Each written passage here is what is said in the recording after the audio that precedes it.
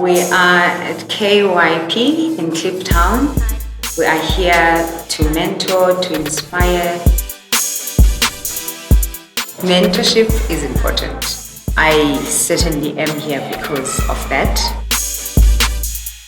The girls can expect dialogue, interaction, question and answer, just clarity even on things that they probably are not clear about, on the direction and how we can really have an impact and assist.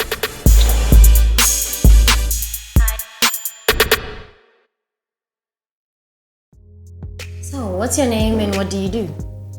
My name is Batandwa Mdyesha, and currently I am consulting under my own company, Libana Consulting, focusing on audit and finance.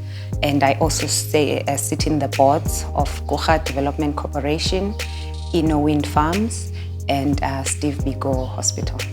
So how was it like growing up, and what's your day-to-day, and where do you draw your inspiration from?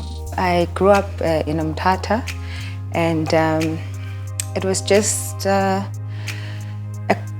good upbringing. I really can't complain much about it. Where do I draw my inspiration from on a day-to-day basis is through my family, you know, and also just on seeing people day-to-day striving for their living in these conditions that we live under.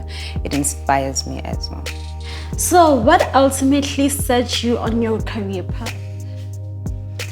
I think it was when I was at university, because I did not just start with, from matric, and then I knew exactly what I was going to do. So I did one degree, which was BSc at the time, and when I was busy with that, then I learned about accounting and the chartered accountancy. And I decided, when I've heard about it and I've researched now, that is the path that I would follow. And I've never looked back since. Okay, so what does BSc stand for? Bachelor of Science. Oh, okay. Yes, so I was in the science space. When did you begin to find your voice? I believe in university. And why I say that is because as I grew up, I grew up under a strict home where, you listen to the elders. So there wasn't really much of a voice. And when I got to university and I was on my own, I was staying at a res, you then realize as things are happening around you that, you need to have your voice heard. So Batandwa, since you're this huge person and you have so many titles, what is, when people think of you, what characteristics do they associate you with? I like the huge person. But really what people think the characteristics about me would be being assertive and being strong as well, having gone through the things that I've gone through, as they would say, and I think driven as well. So tell us about your ties to your community and the importance of giving back. I'm very passionate about education, so I support schools from where I come from, in the disadvantaged schools, really, one being in Mzimkhulu. In relation to you having kids, I have a child, so with me I had to put back on schoolwork. So I was wondering, how did you manage to juggle through having kids, being pregnant, and still managing a business and being corporate? How did that work out? So the interesting thing is that with my firstborn, I was actually doing honors, when I had her. So it drove me to work even harder, and I was still working at call centers because I had that mindset that I just cannot just take my child home and there's nothing really I am putting forward. And I was working so hard that I don't have to ask my mother for yes or for so many things. just make it easier as well for people to support you?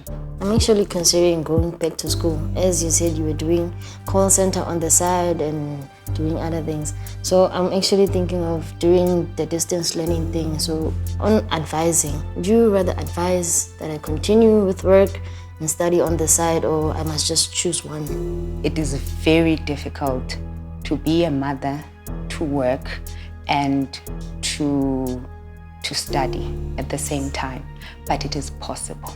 So then what is important for you is you do your assessment of how you're going to do that. You plan for it. Who do you look up to? My daughter inspires me a lot, and my mother, because she never lets us down. And my daughter looks up to me so much.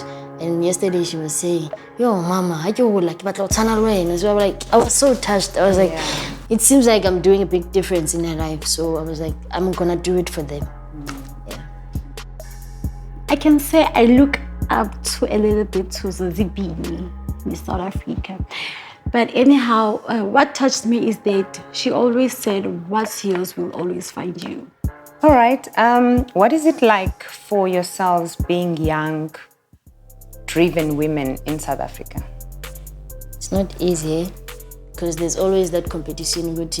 Women will never be as average as men. I believe men's supremacy has taken over, because as a woman, it's very difficult to have you a family and everything else. If you're a woman and you're a CEO, you're intelligent, you're educated, it's very difficult to have a man that's going to be willing to take care of you and support you and do all of that. Because in most cases, men feel intimidated by women that are educated. Has anyone of you ever had their own business before? And what did it teach you? Oh, I had quite a few.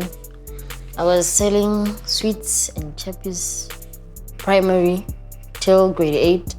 And then on my grade 11th, I had like trips to Emerald or the zoo or Gold Reef City.